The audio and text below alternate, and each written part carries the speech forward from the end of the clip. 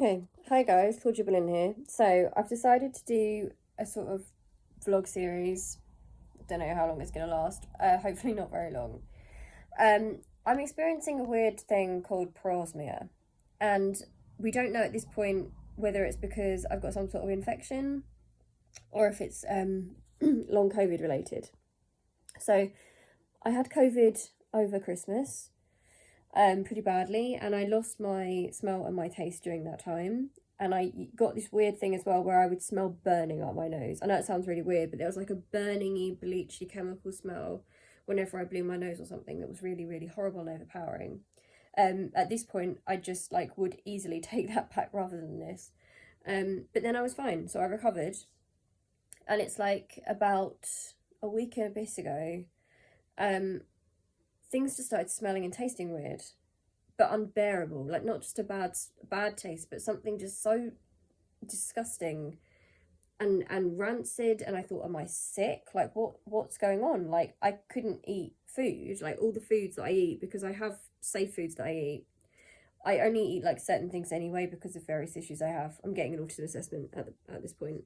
But I have safe foods which I eat the same foods all the time, like as a sort of safety thing. And suddenly those foods were no longer an option for me, um, which was really troubling. But it's got to the point where anything except from bottled water, like plain bottled water, which even that is a little bit off, but anything with a taste in it is just unbearable. So I've stopped trying to stop breathing through my nose. I've ordered like nose plugs from online. I can't be in a room where there's the smell of cooking or the smell of food. I can't go past like a restaurant or a bakery or something. It's so strong that it genuinely makes me want to gag, and my body goes into like a sort of fight or flight, and it's like get out, get out, get out, get away from there. It's unbearable, and I don't know how to describe that. It's more than just a smell. It's like something so rancid and like I don't know what dead bodies would smell like, but it's like something like that. It's got a sweetness to it. It's not quite chemical, but maybe a little bit. It's so hard to describe it. And I just can't get rid of it. And it's every single day. And it's just horrible. They put me on antibiotics. That didn't do anything. So I've got my new set of antibiotics today. Had a chest x-ray, so I'll get my results from that next week. But the thing that's worrying me is that it seems to be, timeline wise, it seems to add up to other people who've had this thing called parosmia, which I didn't know anything about. I knew people had distorted smell and taste after COVID. I know that long COVID has lots of different symptoms, but I didn't know like in any depth what that meant. And I kind of assumed it would be like when you have a cold and things taste off.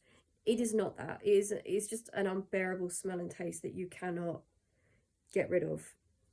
And I'm kind of more upbeat right now because I went to the doctors. I've got a new prescription. I'm going to try and knock it out that way and pray that that's what it is, and that somehow it's sinuses or something. I don't know. It's either a chest thing, it's a dentistry thing, or it's parosmia. And timeline wise, I think it's probably parosmia through long COVID, because I seem to have had the same. I lost my smell and taste during COVID. Then it came back, and things weren't quite the same after that.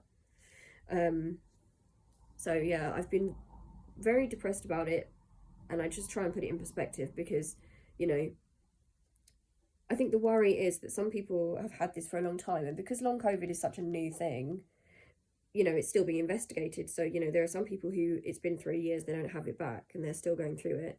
And then there are some people who've recovered in a matter of months. And, you know, I do remind myself there are people who have it so much worse in so many different ways, but it is very, very devastating. Like I feel smells and tastes and things I'm very, very sensitive to.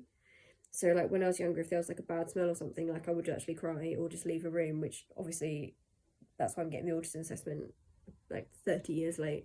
But yeah, so smells and tastes are really, really can be traumatic to me. I know it sounds really stupid, but that is how it is for me. And to be not able to escape that in your body is something really different. And the fact that I can't eat, I have an appetite, I'm hungry, but everything I eat tastes so disgusting that I can barely eat. So it's not very nice. So anyway, I'm gonna try and do it as a sort of diary thing to just try and keep myself a bit sane.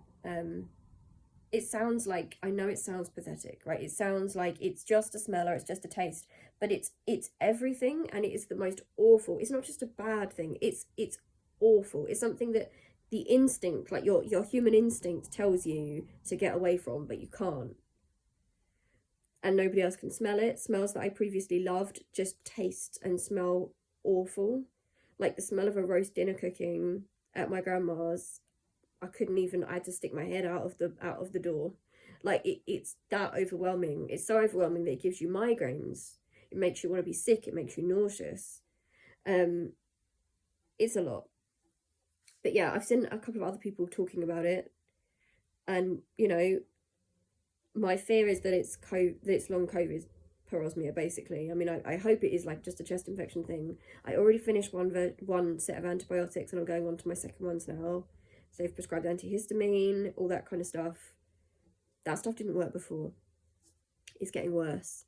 So, yeah, I'm going to make these videos just to stay a bit sane, but that's kind of the situation. And I was very, very low about it. I'm very up and down, like I get pretty low about it at times. Because it's just generally unpleasant. So many things that you just take for granted. It's very, very difficult when you're someone that's so... I'm not saying it's like worse for me than other people, but if you have sensitivities towards smell and taste and all those different things, and you find those kind of things genuinely really unbearable, then this is a challenge. It's definitely a challenge. So yeah, I'm gonna see how this goes, and yeah, I don't know. We'll see. Okay, thanks for watching. Bye.